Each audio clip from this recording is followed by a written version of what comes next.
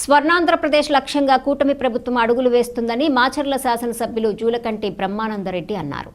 Macherla rural మండలం Rayavaram శివార్లో industrial park నందు మౌలిక వస్తువులకు సంబంధించిన పనులకు ఎమ్మెల్యే జూలకంటి శంకుస్థాపన చేసి మాట్లాడారు. దాదాపు 207 ఎకరాల ప్రభుత్వ భూమిని పరిశ్రమల శాఖకు ఆనాడు చంద్రబాబు ప్రభుత్వంలో కేటాయించడం జరిగిందని, 2019 వైసీపీ హయాంలో ఆ లక్ష్యానికి తూట్లు పొడిచారని విమర్శించారు. యువత ఉపాధికి పెద్దపీట వేస్తూ 20 లక్షల ఉద్యోగాల కల్పనే ధ్యేయంగా ఏపీ ముఖ్యమంత్రి నారా చంద్రబాబు నాయుడు కృషి చేస్తున్నారని వివరించారు. ఈ కార్యక్రమంలో పరిశ్రమల శాఖ, రెవెన్యూ శాఖల అధికారులు, కూటమి నేతలు పాల్గొన్నారు.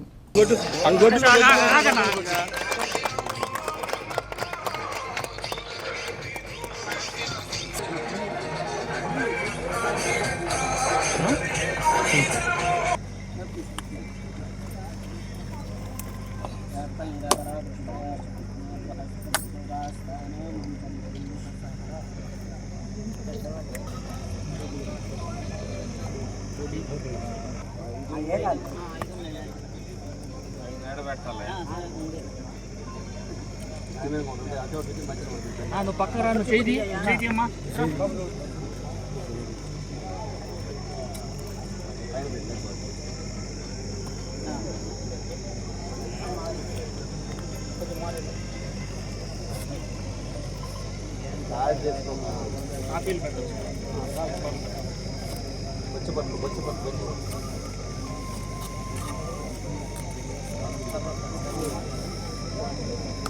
హలో హలో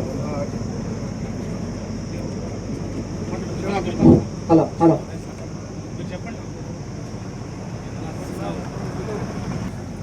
అలాగే జోన్ల మేనేజర్ గారు నరసింహారావు, అదేవిధంగా మాచల్ తహసీల్దార్ గారు కిరణ్ కుమార్ గారిని కూడా స్టేజ్ మీదకి ఆహ్వానిస్తున్నాం. అదే రీతిగా మాచల్ మున్సిపల్ చైర్మన్ గారు పోలో నరసింహారావు గారిని ఎకరాల్లో ఇక్కడ ఇండస్ట్రీస్ ఏర్పాటు ఇది మాచర్ల ఎందుకంటే హైదరాబాద్ 100 కిలోమీటర్లు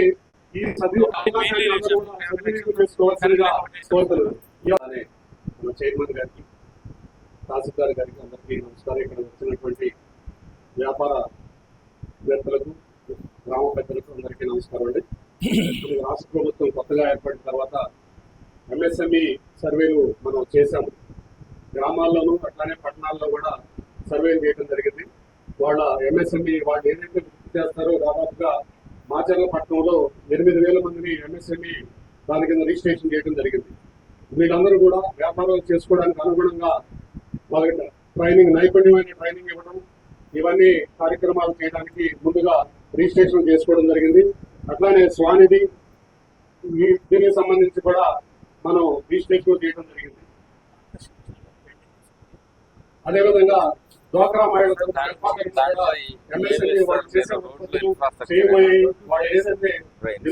దురదృష్టం, గత 5 సంవత్సరాలుగా ఎక్కడ వేసిన గొంగళి అక్కడే ఉంది. ఈ రోజు ఒక పరిశ్రమ పెట్టాలి అంటే ముందు స్థలం, ఈ స్థలం ఖర్చు, ఈ ఎలక్ట్రిసిటీ, వాటర్, ఇవన్నీ కూడా ఏర్పాటు చేసుకోవడం తలకు మించిన భారంగా అవుతున్నందువలన మరి యువత చాలా మంది వెనక్కి వెళ్ళిపోతున్నారు అనే ఉద్దేశంతో రాష్ట్రంలో యువత నిరుద్యోగంతో బాధపడుతున్నారు.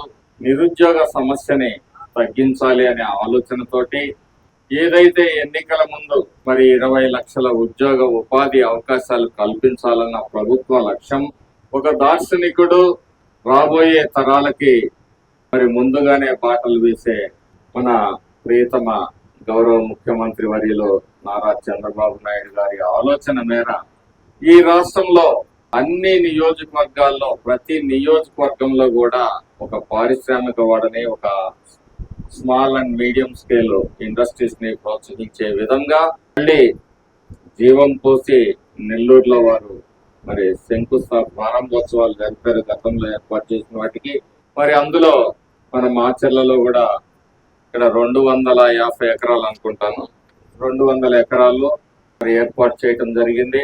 అన్ని సౌకర్యాలు, ట్రైన్స్, విశాలమైన రోడ్లు, నీళ్లు, ఇవన్నీ కూడా కల్పించి మరి యువ పారిశ్రామికవేత్తల్ని కానీ ప్రోత్సహించి తద్వారా ఉపాధి అవకాశాలను మెరుగుపరచాలి. ఇక్కడ లక్ష్యం కనీసం 5,000 మందికి ఇక్కడ ఉపాధి అవకాశాలు కల్పించాలి ప్రతి నియోజకవర్గంలో అనేది ఒక లక్ష్యంగా పనిచేయబోతున్నాం. ఖచ్చితంగా ఈ ప్రభుత్వం ప్రజలకు ఇచ్చిన హామీల్ని, ప్రజల భవిష్యత్తును తీర్చిదిద్దటంలో కట్టుబడి ఉందని చెప్పి ఈ సందర్భంగా తెలియజేస్తూ, ఒక నూతన ఒరవడితో వెనుకబడిన ఈ రాష్ట్రాన్ని మళ్ళీ ముందుకు తీసుకుపోవాలన్న చంద్రబాబు నాయుడు గారి తపనని, ఆలోచనని, అలాగే పరిశ్రమని కూడా అభినందిస్తూ ఈ సభ వారికి కృతజ్ఞతలు తెలియజేస్తూ, మాచర్ల వెనుకబడిన ప్రాంతం, ఈ ప్రాంతంలో మరెన్నో పరిశ్రమలు రావాలని చెప్పేసి ఆకాంక్షిస్తూ వచ్చే పారిశ్రామికవేత్తలందరికీ సహకారంగా ఉంటామని చెప్పి తెలియజేస్తూ అవకాశం ఇచ్చిన అందరికీ ధన్యవాదాలు తెలియజేసుకుంటూ సెలవు తీసుకుంటున్నాను. ప్రజలకు ఉద్యోగ ఉపాధి అవకాశాలు కల్పించాలి, ఈ రాష్ట్రంలో యువతకి అండగా నిలబడాలి అనే ఒక ఆలోచనతోటి ఈ పార్కుని ఏర్పాటు చేయటం జరిగింది.